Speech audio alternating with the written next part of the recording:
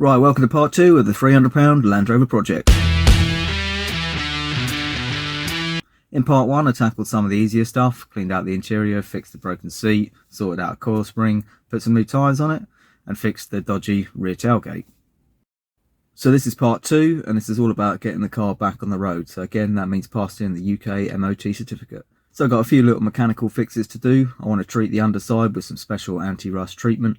I also want to give the engine a full service, and of course this is a Land Rover, so there's always going to be one or two unexpected jobs that crop up.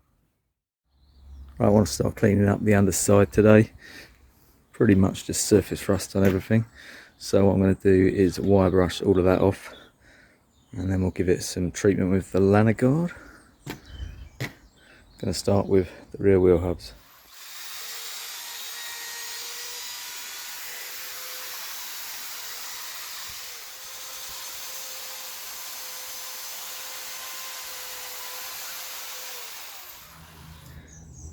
Right, so that's looking a whole lot better.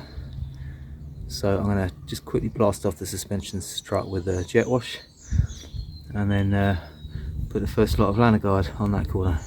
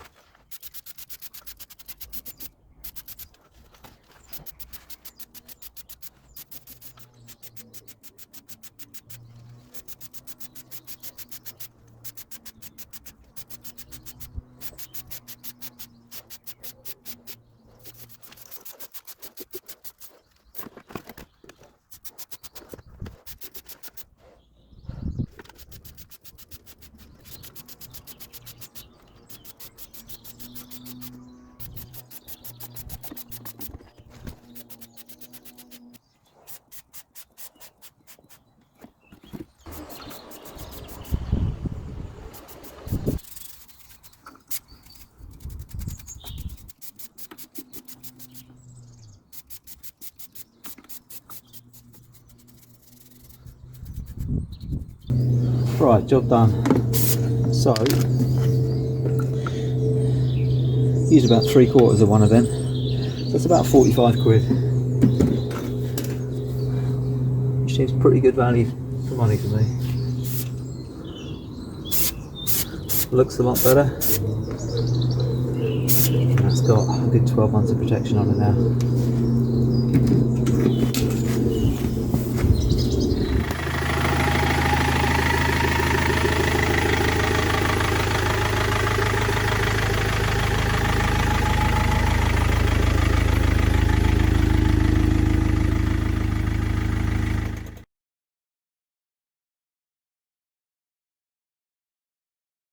Right, eagle-eyed watchers will probably notice that the front plastics still look pretty faded. The rear ones are not looking too bad. So I did a little experiment on these the other day. You buy an expensive product to bring this plastic back, but there's two ways I know that are pretty much free to do it. First one is gently use a heat gun. Work it quite slowly to don't melt the plastic, and it draws the oils out. And the other method is just to massage this stuff in. So it's a bit of an experiment. I figure out on the basis that this is essentially oil based. When it gets hot in the sun, it's probably going to put some oil back in the plastic. This is quite a hot day today, hottest one of the year so far. You can actually see it looks a bit shiny. The trick with putting the Vaseline on is not to use too much, and there's quite a sort of weave here, so if you go one direction and then another, it gives quite a good finish.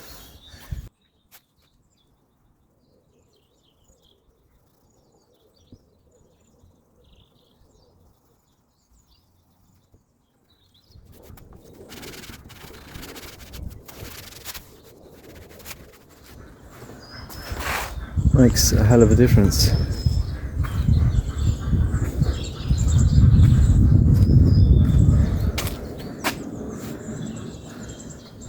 I think it's enough of that. I'll show you when it's done.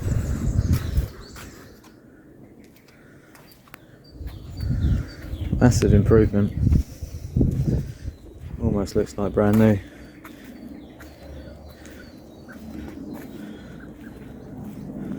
Really impressive. So that's about 2 hours to do the front and rears, maybe 2.5, and about 3/4 tub of Vaseline. Well worth it. So there is an elephant in the room on this little project, quite possibly the reason why this vehicle was so cheap, and that is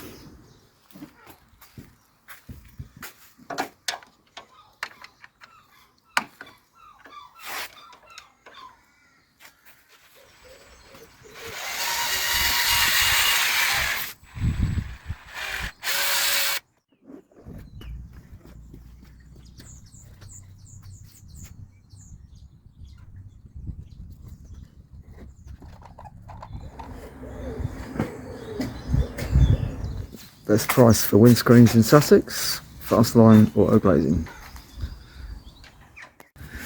So it is all done. Got to leave that half an hour and then it'll be set. Didn't really want to have to spend 264 quid, but I've got to give a shout out to Fast Glass. They beat every quote I could get, turned up pretty quick, did a real nice job. Cheers, Matt. Right, got to fit a new pollen filter, brick parts. Got to get the old one out. It should be 4 cross point screws under here.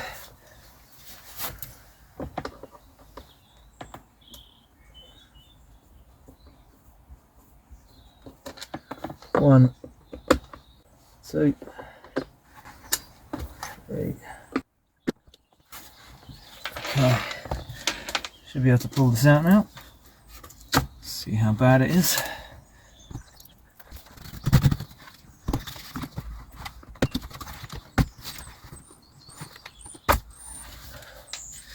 Seen worse, it's not mouldy. So there's a few horrible creepy crawlies in there. Right, this is my replacement.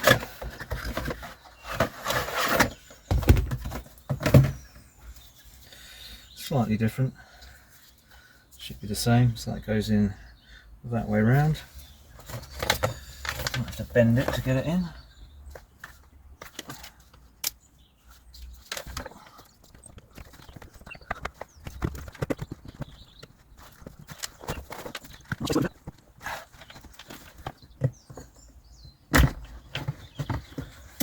We're in business.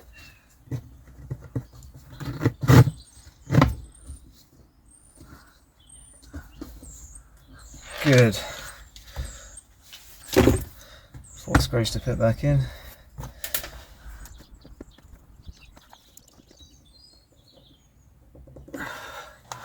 Fun. Right, so I did literally find this car parked in a barn.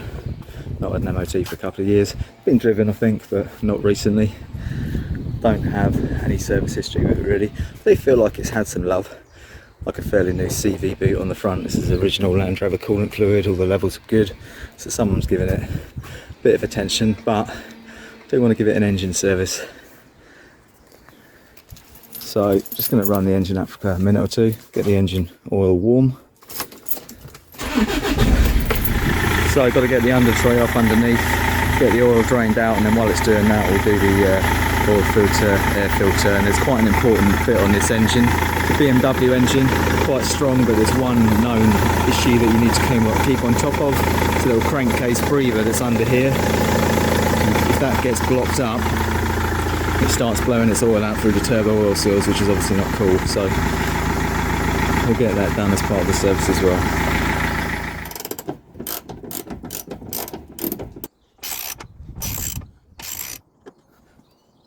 Just out of the way,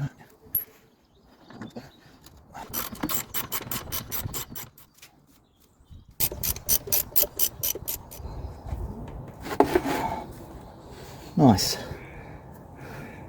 Obviously important to put a new plug washer on that. Doesn't look too bad under here. Doesn't drip oil anywhere. See a little bit of residue here, but nothing particularly fresh. Subframe looks lovely. Pretty happy with that. Right, so I'll leave that draining out. It's about 6.8 litres I think. And while I do that, we'll do the oil filter. A couple of other little bits.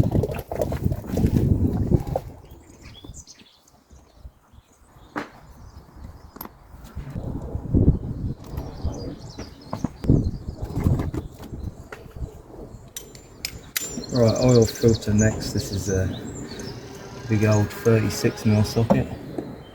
To get the top off that.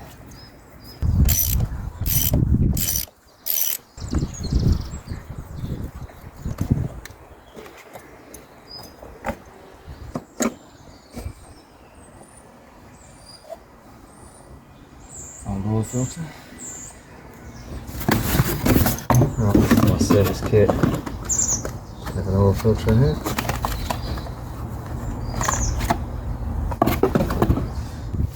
Right, there's a few little oil seals come with the kit which need changing.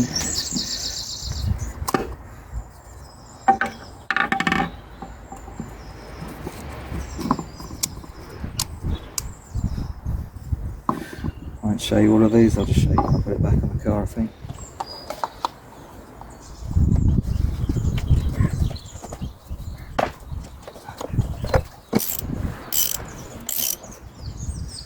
Right, a couple more pipes I've got to get off in order to remove this housing where the air filter is.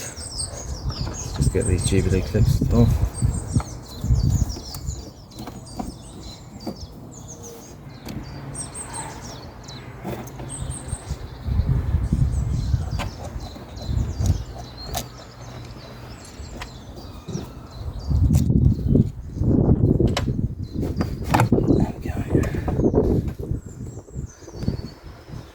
Right, so it looks like there's 3 hex head bolts here as well to take off.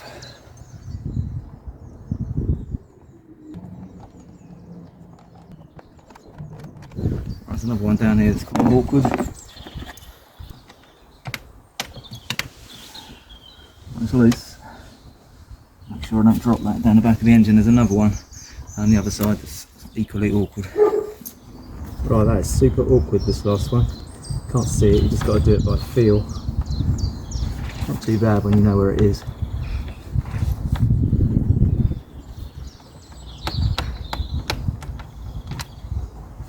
Right, I think we're good.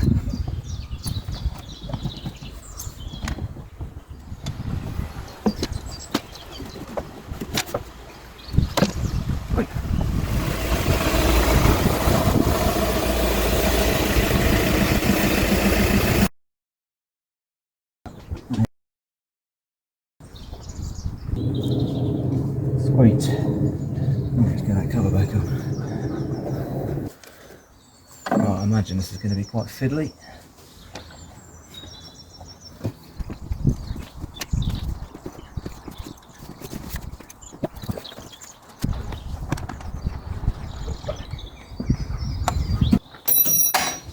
Oh, you f***ing idiot.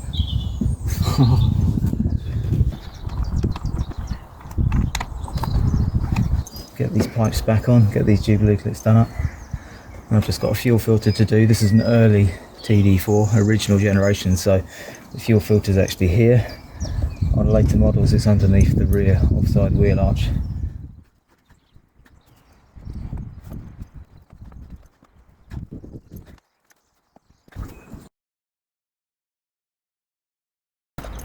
Done. Right, so fuel filter next. It's supposed to be a screw in here where you can remove this whole assembly from the side of the car. I can't see that. I think there's enough slack when I get the top off to be able to slide the filter in and out. So we'll just start with taking the hoses off. There's one.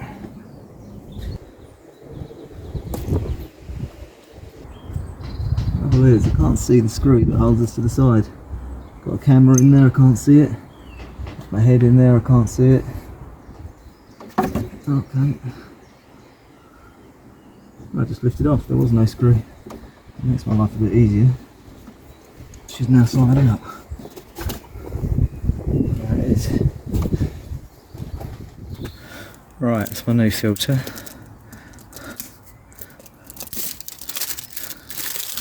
And that was pretty tight.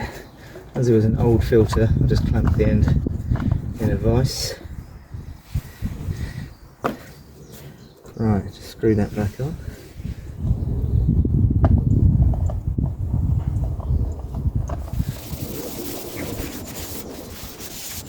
Right, so this arrow is pointing to the front corner of the car and this round bit is there. So I'm not sure we'll get that in exactly the right place.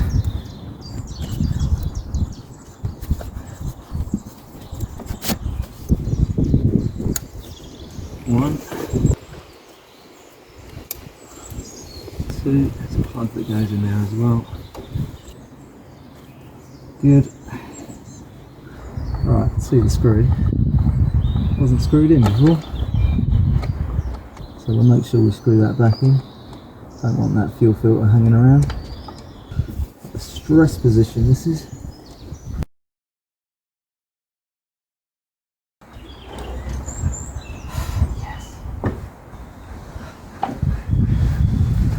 Done. Right, so I've got one more job to do here, and it's the most important job of the lot. This crankcase breather. I think I mentioned it earlier, but if this gets clogged, it builds up crankcase pressure, which blows out oil seals in the turbo, which forces oil back through the system, and that is not good. Right, annoyingly, I need to get this injector rail off, and there's 1, 2, 3 X-headed bolts here. And that's the one tool I don't have. I've got an MOT book for this car. I need to get oil in it and start it up. So I'll have to do that job another day, but I will tack that on to the end of the video if I can. So I'll just get this cover back on for now, put some oil in it, start it up, should be good to go.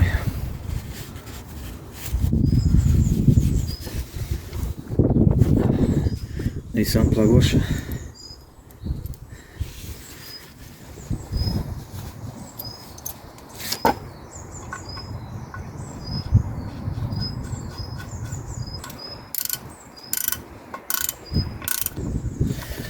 So that is 18 foot-pounds or 25 Newton meters.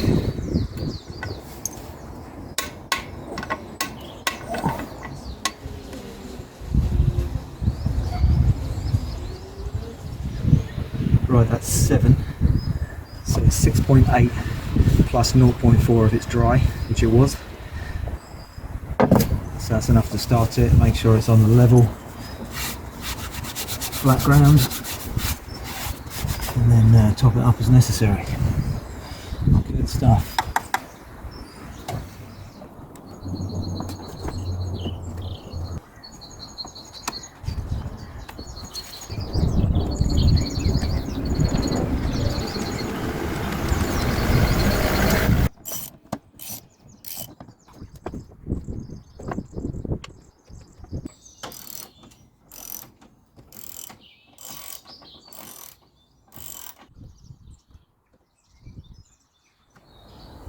Yeah, so we'll give it that extra half litre or 200 ml.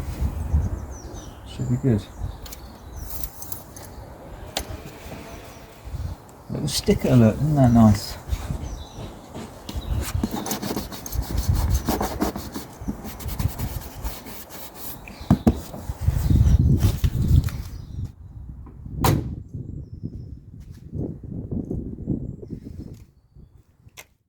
Right, I thought I was ready for the MOT, but of course it's a Land Rover, so there is always one more problem to fix.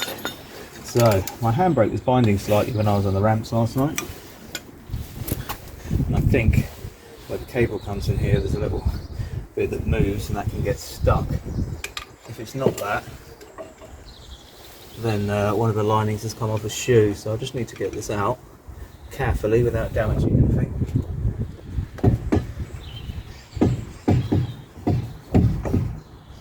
Shoes look quite good, I can see them.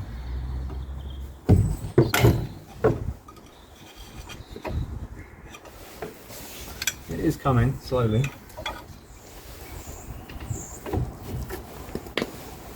There we go. Drum is off. Looks alright inside. Actually not much of a lip, which is surprising. Mechanism is dirty, but all looks alright. This is the thing that I think is probably seizing up, is where the handbrake cable comes through, doesn't release, and it gets stuck. So,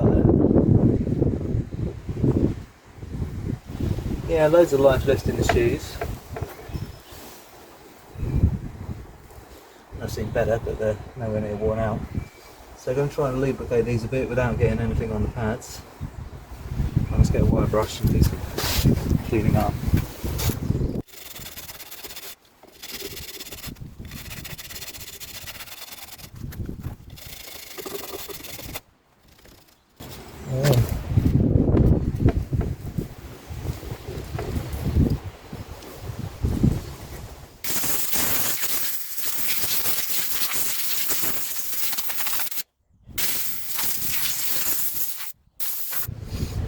Just tested the handbrake mechanism. Obviously there's no load on the wheel or the drum because it's up in the air. It releases fine. Now what I'm going to do, having cleaned it up, is just use a little bit of white lithium grease here, being very careful not to get it anywhere near the outside of the shoes. I'm also going to just sand the shoes slightly just to get any remaining contaminants off. I'm just going to put a mask on before I do that.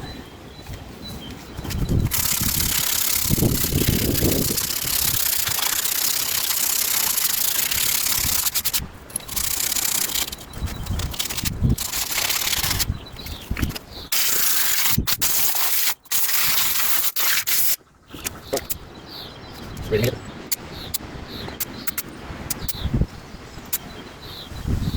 Obviously I don't want to get this stuff anywhere near the abrasive surfaces. Right, if I just operate the handbrake a few times now, you should be able to see this open and close. I'll just do that.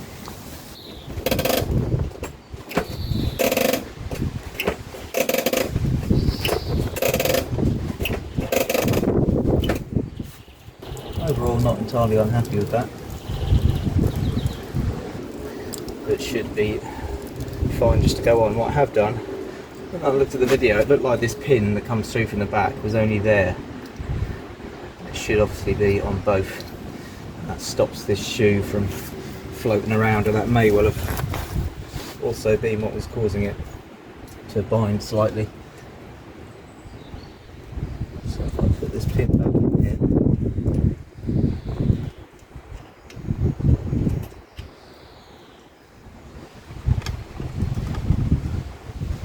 can I hold it?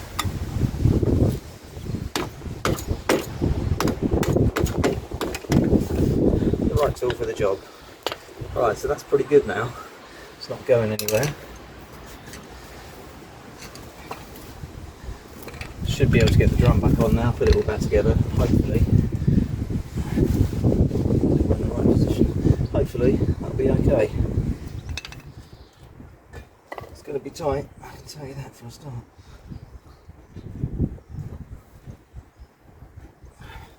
It does kind of want to be tight going on, but not crazy tight. A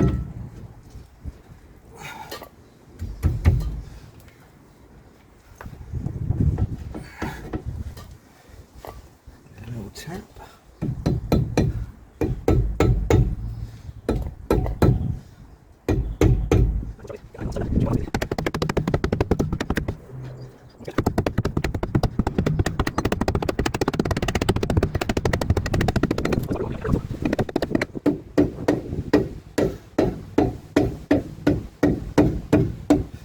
Home. Should be quite tight. Yeah, that's pretty much as it was. So I've got 2 screws to put in here.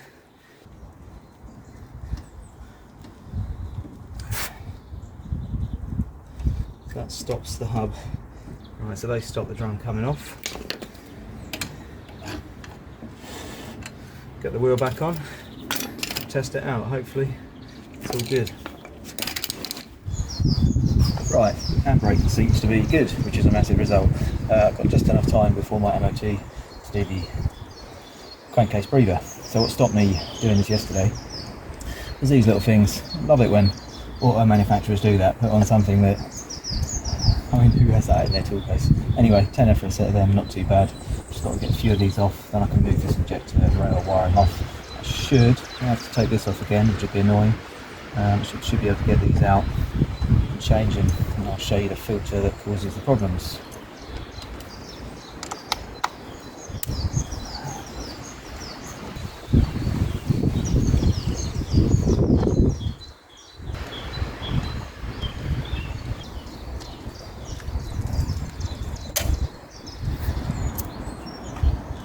Okay, cool.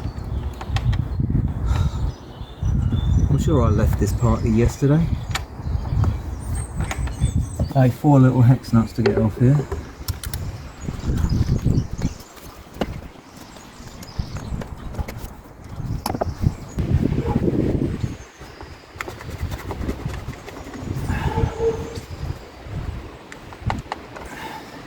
Get under here.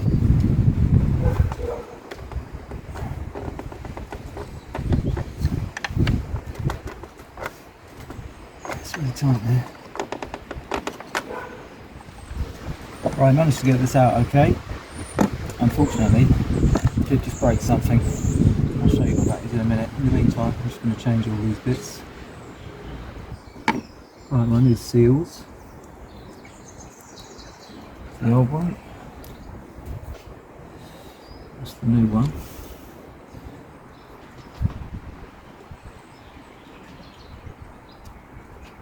Flush. Yeah, that's good. I want to come out here. Should be a little hard for me to pull on thing.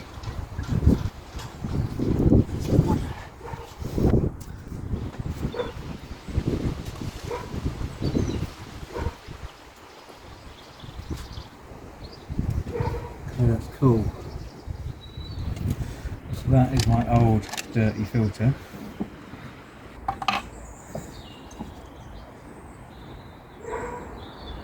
Yep, so that goes on there.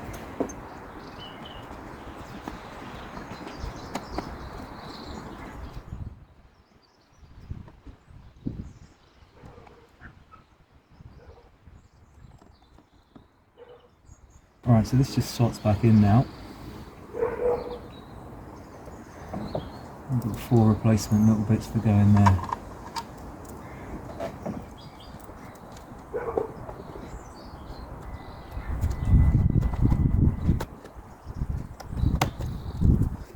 Okay, that looks good.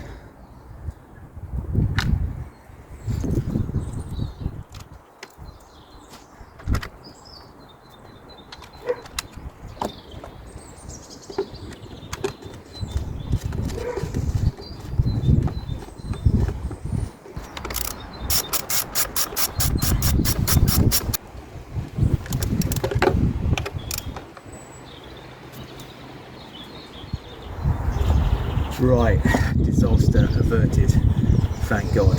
So let me show you what I broke. These are quite important. These are the fuel return hoses, and 4 points here. You have a little plastic bit that comes up with 2 unions on either side, and I've snapped this one off. Spoke to Land Rover, they were like, we can't get a part for 3 days. Obviously I've missed the MOT. Spoke to Gumtree 4x4, who are Land Rover specialists in Sussex. Super nice people, that's who I got the service kit from, really helpful. They didn't have a bit, but they were like, right, you need auto marine diesel in Hove. So 5:05, they shut at 5:30, I got on the phone, the guy knew exactly what I was talking about. Even waited around after closing time to meet me. That's the new bit. I actually bought 2 of these just in case I break another one.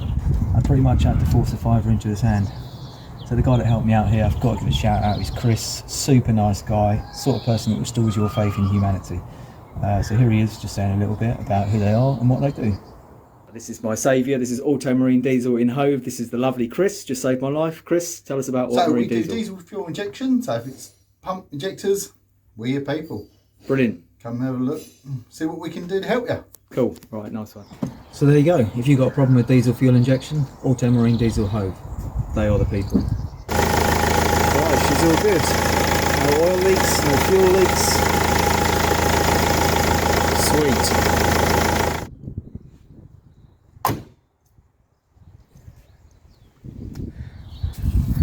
Another little job to do. Not supposed to do that.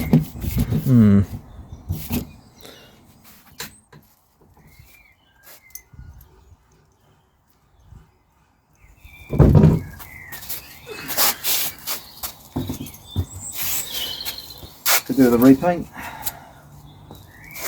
Job for another day. Right, I've got to get these little torque screws off and 2 13mm bolts there.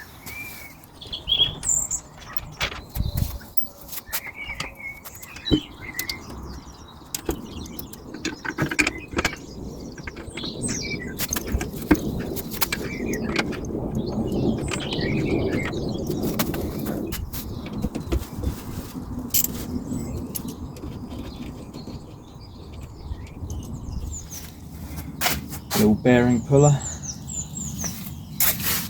should do the job.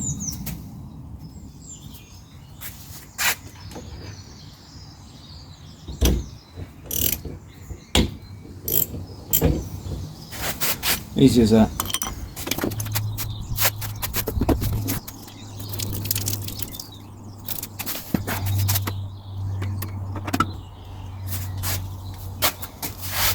Broken there. Broken under there as well. 13 quid delivered, not bad.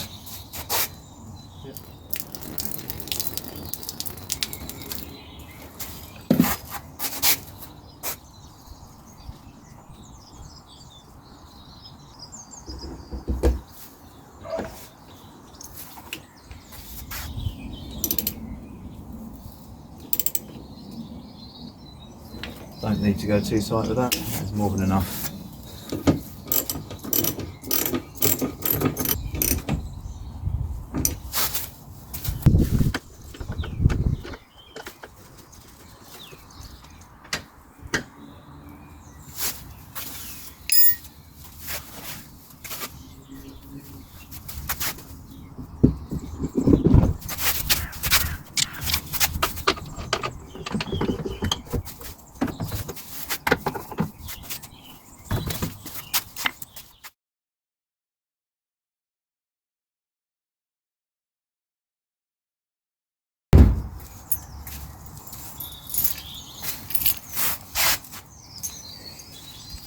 Right, so just while I'm tidying my tools up, I finished lanagarding this a couple of days ago.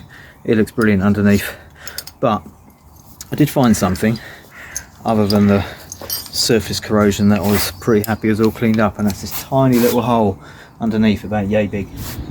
But it is about 20 centimetres from one of the bolts that the rear subframe mounts to. And even though I'm confident it's not structural, I'm pretty sure, or I fear, or think, that might be an MOT failure.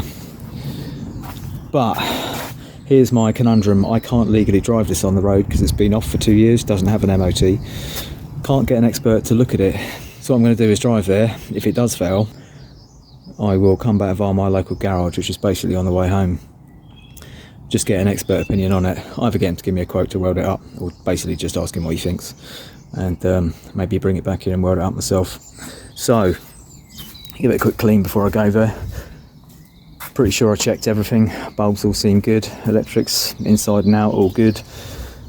Drive's good, suspension's good, brakes good, engine serviced, new windscreen, new tyres, seat fixed, electrical gremlins on the tailgate sorted. I think we're ready. So, wish me luck. See you in the morning.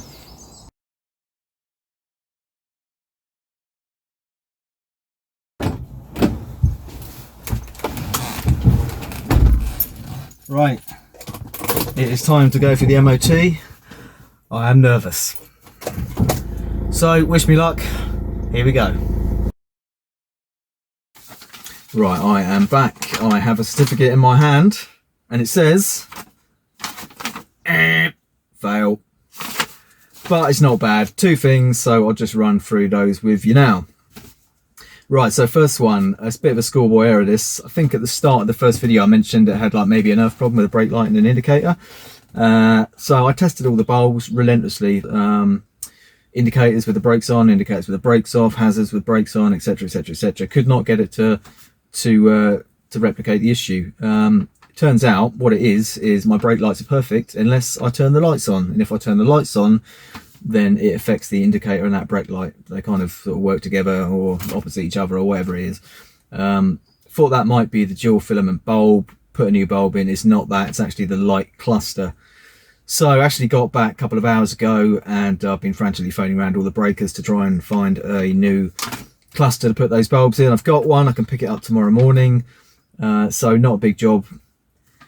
So second issue is the little hole I was talking about. It's about 25 centimeters from a rear subframe mounting bolt, and it says here vehicle structure or chassis has excessive corrosion seriously affecting its strength within 30 centimeters of a body mounting offside rear. So that sounds a lot more serious than it is. It just has to come under that category. That description is kind of set words they have to use. It's not structural. Spoke to my guy on the way back. He knows these cars really well. I really trust him. Brilliant mechanic, been using him for years. So what I've got to do is get some 2mm steel plate. I've got to cut out a little section. I think it's probably going to be like 2 or 3 inches, no more than that. Wire brush it, get it all back to bare metal, cut it out, make a cardboard template, get a new bit of mild steel, weld it in, and yeah, just put some protection on it. So if I can do both of those things by, well, they're open till like 5 o'clock. So if I can get back to the MOT centre, having done both of those things tomorrow, I can have a ticket on it tomorrow with no advisories, which would be amazing. So that's the plan. Couple more little clips to come up, and we'll see if I can get a better one of these tomorrow. So normally I'm welding Predators made of spoons, Pretty Birds, Spitfires, things like that. You can find them on my website, johnnorrismetalsculpture.com. If you want to buy your missus or your girlfriend or your mum a beautiful bespoke present, check it out. One-off pieces, quite pretty, even if I say so myself. Anyway, today welding a Land Rover Freelander.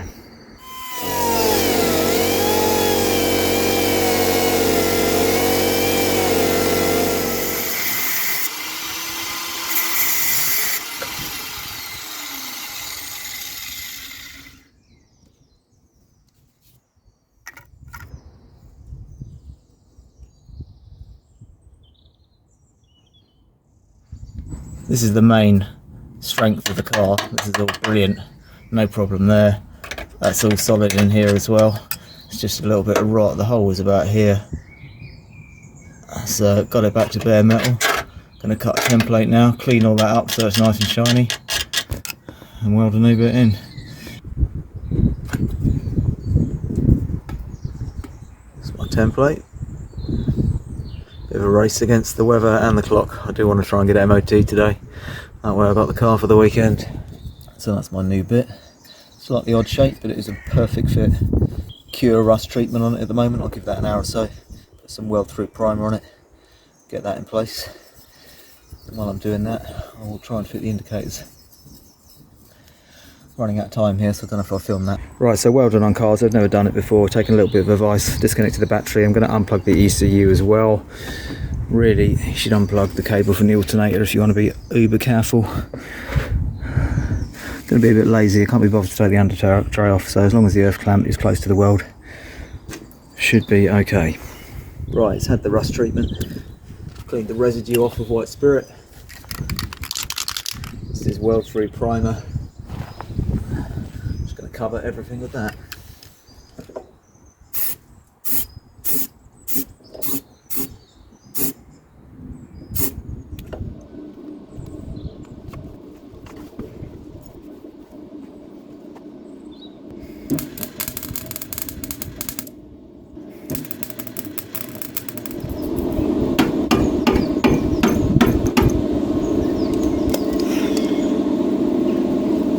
Oh, that was a mission. Definitely not showing you that weld, it's absolutely shocking. But it is one bit of metal. And it is good enough for the MOT.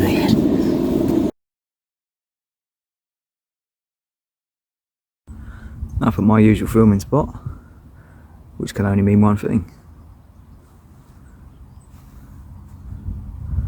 She's back on the road. Clean bill of health, no advisories. Great result. So that's mission 1 accomplished. She's back on the road. A few things I'd like to do. I'm sure there's plenty of people who watch this notice there's no prop shaft underneath, so at the moment she's only 2-wheel drive. Quite a common problem with Freelanders. Bearings in the viscous coupling go, that can affect the independent rear differential. So it's been taken out. I'd like to put that back in. A few little bits of paint I'd like to tidy up on the side as well. But basically, it's pretty good, drives beautiful. Right, that's it for this part of the project. Mission accomplished so far. I would like to put the prop shaft in and do the paint. If you want to buy me a coffee and help with that, there's a link down there in the description. Also, quite a lot of work involved. If you want to spend 2 seconds of your time clicking like and subscribe, appreciate it. Peace and love. Over and out.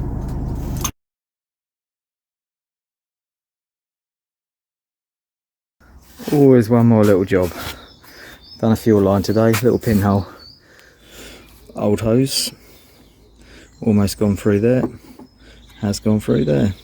Little pinhole in the end, spraying out fuel. Anyway, cheap fix, £3.50 plus a couple of clips.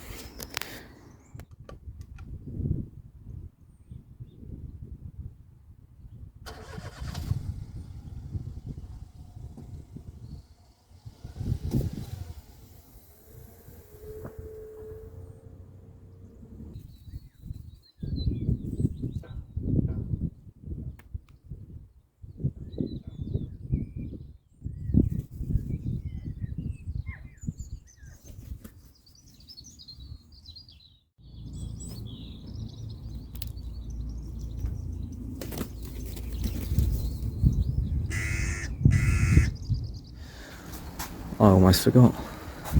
That little bolt, I asked you where it was from. It holds down the battery clamp.